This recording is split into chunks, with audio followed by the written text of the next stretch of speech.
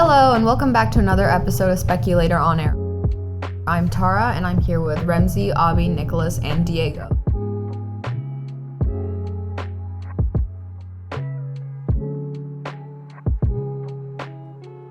And to start off this episode, it is Black History Month. Yeah, but it hasn't really gotten off to a great start. Right. So, over the month, especially towards the beginning, there were some bomb threats across the country against historically black colleges and universities. Here in Georgia, Spelman College and Morehouse University were both threatened with bomb threats.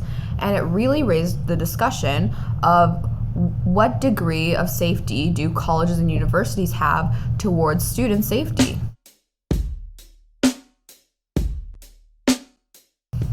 Right. I specifically want to talk about colleges right now because obviously the safety of students in and around a college campus is a necessity. And because not only is it a factor that many families consider before their child goes to college, but campuses also want to ensure the safety of their students. And we can see this in the examples of periodic lockdowns, campus police, and also initiatives such as the CRACE initiative, which is instated in Georgia Tech. It's the civilian response to active shooter events. And it's designed as an avoid, deny, defend strategy in which participants go through a 4-hour course and receive a manual to use in case of a situation. So how do you think that the degree of college security compares to that of, say, high schools? Well, obviously the security between colleges and high school campuses are obviously going to be very different from each other. Because a college campus inherently is going to have a less standardized form of security. College students themselves have a lot more freedoms than high school students. College students often have to take on an occupation, get to choose their own schedules, and don't even have to be on campus majority of the day or live on campus. Compare that to the average high school student, which may not have an occupation, may not even have a car, and oftentimes has to stay on campus throughout the entire 8-hour school day as a means to go through all of their classes. High school students have a lot less responsibility than the average college student. And as a result, college students are inherently going to have a less standardized approach towards safety because they're not always on campus. And while there are initiatives in place to maintain the safety of college students, the fact remains that compared to primary and secondary schools, they're a lot less likely to be standardized as a result of greater student freedoms.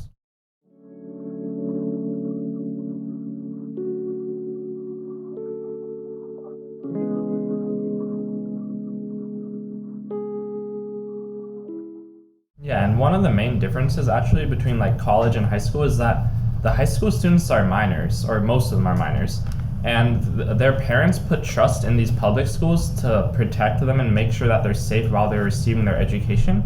However, sometimes this trust is betrayed. Like just recently, a couple of weeks ago, there was a stabbing at Banneker High School in which 2 students were stabbed and 3 were taken into police custody.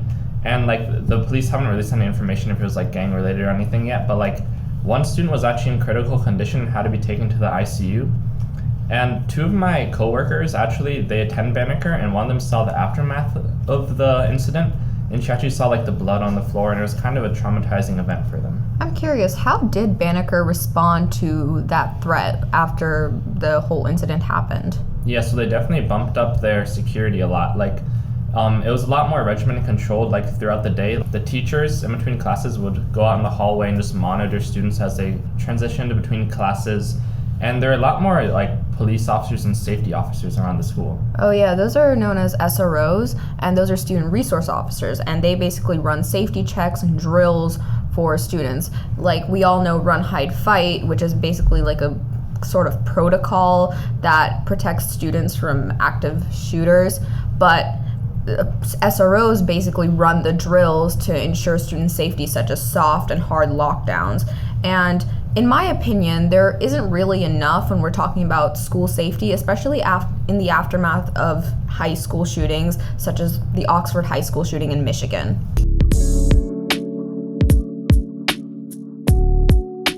This kind of reminded me of a shooter threat we had here in Chattahoochee High School last semester, where there were rumors going around that a student was threatening to shoot up the school. And while this threat turned out to be false, there was still an increase of security around campus. A lot of students were skipping class because they were scared that the threat was actually going to occur. And there were police cars circling around the school to keep students safe. And while this attempted to keep students more protected, and it could have prevented someone from coming in here and shooting up the school, I don't believe this was actually the best measure to keep students safe. Police cars are there to stop a shooting once it's already begun, but it doesn't always prevent a shooter from doing harm upon the school. Many of the students and faculty inside the building could already be severely injured or worse. Yeah, and this is the reason why schools really need to amplify their security, not just after a threat, but just overall in order to keep students safe. Because the best way of keeping them safe is preventing an event like this, not fighting it once it's already started. I know there were some instances in other schools where schools amped up their security to keep the students safe before an occurrence like this happened. Yeah, I do know some protocols that were occurring at Roswell, especially when we had an active shooter threat. They required us to bring clear backpacks to football games, or we couldn't bring any backpacks at all.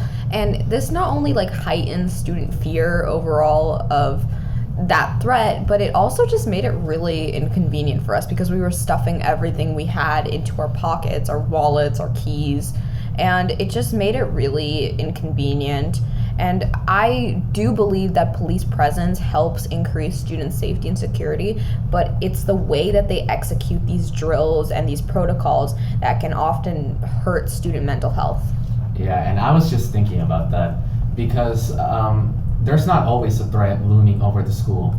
However, security measures like these often do end up resulting in students feeling more apprehensive and more anxious about being here at school. But even then, they are there to keep us safe. And I know that here at Chattahoochee, we don't have police cars circling the school anymore because it's been months since the threat. And while this has caused students to feel more relaxed, it doesn't really do anything to keep us safe. For example, it's not a problem to get into the school. If someone wanted to get in here, they could just do it. Similar, like at Banneker High School, where they had the stabbing, like around the time of that incident, there were like several intruder alerts, and that just kind of shows like how it was like inherently unsafe, and it was just like something was like bound to happen almost. And like at Chattahoochee, like as we said, we don't really have any things like protecting us to get inside the building. So like we have no metal detectors, no one checks our bags. It's like really easy to get a gun into the school, and like the other day, like you're normally supposed to ring a bell and they ask you who you are. Like they didn't ask me anything. I just rung it and they instantly unlocked the door and I could just walk in. So it's like really easy for like a teenager or a kid to get into the school, but it's like obviously a bit more difficult for an adult, but it's not that good. Yeah, and this brings me to my next point. Going back to the run, hide, fight protocol that Tara mentioned earlier and to what Remzi mentioned, I believe both of these events really just show you how we just have these things in place as an excuse not to create any real regulations that keep us safe. I think that maybe the run, hide, fight protocol could have been a good measure of keeping everyone protected back when it was actually enforced. But when Tara was talking about it earlier, the whole time I was just thinking, well, that's never going to work here. There's not a possibility for students to hide sometimes or to run, and even fighting back was not the best option because it could still lead to damage. So this protocol just kind of shows you how school procedures have not changed over the years to adapt to today's times. Yeah, and I am really interested in this topic because as I was doing research for this podcast, I found out that soft lockdown and hard lockdown, they haven't been changed for years. I mean, almost since Chattahoochee High School was instated back in the 1900s. And I think that they are completely outdated, to be honest. I think that in an event of a shooting or even something like a knife attack, there wouldn't be any communication across the school. So an example of this is if there's an active shooter on one side of the building and there is no communication lines. A hard lockdown is instated to keep the students safe. Well, obviously the students on the other side of the building are perfectly fine to go out of the school. They have the best chance of getting out right now to be safe and be as far away as possible from the active shooter. But if teachers aren't able to recognize that, oh, there is a shooter on the opposite side of the building, now is the time to let me get my students to a safe place. If they aren't able to recognize that, if they aren't able to receive communication about the shooter's whereabouts or even logistical drill procedures, then how are they going to be able to ensure the safety of their students? And I want to be honest, there's also a degree of responsibility on us as students to help keep ourselves protected in a situation like this. We oftentimes have multiple lockdowns throughout the year, which are meant to help prepare us for situations like this. But from what I've seen throughout my classmates and my peers, we as students oftentimes are just joking around, having fun, talking with the rest of the students in the classroom, and not really listening to what's actually going on.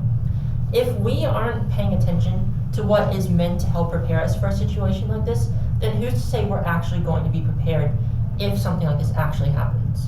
And even if we are paying attention, I mean, the problems with the protocol keep on going on. The list is huge.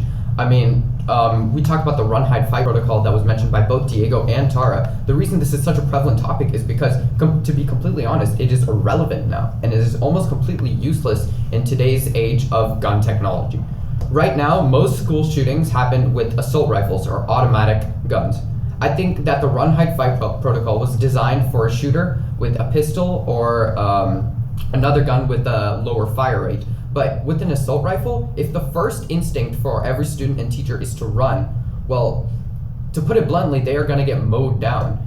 I think we've all seen those scenes where there are crowds of people in a panic, and it is easy for a shooter to be able to cause multiple casualties and abundance of injuries with so many people running around in a panic simply by holding a trigger down as opposed to a pistol.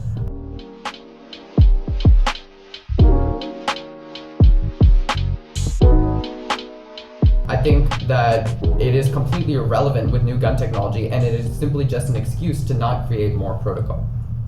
I also want to talk about the lack of security technology within schools. So, according to the most recent data from the National Center for Education Statistics, only 29% of schools currently use sound alarms. And this is a completely lower percentage than it should be, and the main reason for this is that many schools do not have the funding to actually get these sound alarms or other forms of safety technology. And I'm sorry, but that cannot happen. In an age where school shootings are so prevalent, there needs to be federal policy, local policy, or some form of governmental execution that allows schools to instate new safety technology to help their students. With the legacies of Oxford High School, Columbine, Sandy Hook, we are left with this feeling of unsafety, and really, I just feel unsure about whether the protocols and drills that we have today will actually keep students safe. And it is our responsibility as students, and to some extent, federal policymakers, local policymakers, state policymakers, to actually look at what these drills do, what these protocols do, and understand whether it is actually relevant to the modern technology and modern threats we have today. Otherwise, students will be unsafe and at a disadvantage when an actual threat comes. Thank you for listening. This is Speculator On Air signing off. We will see you in the next episode.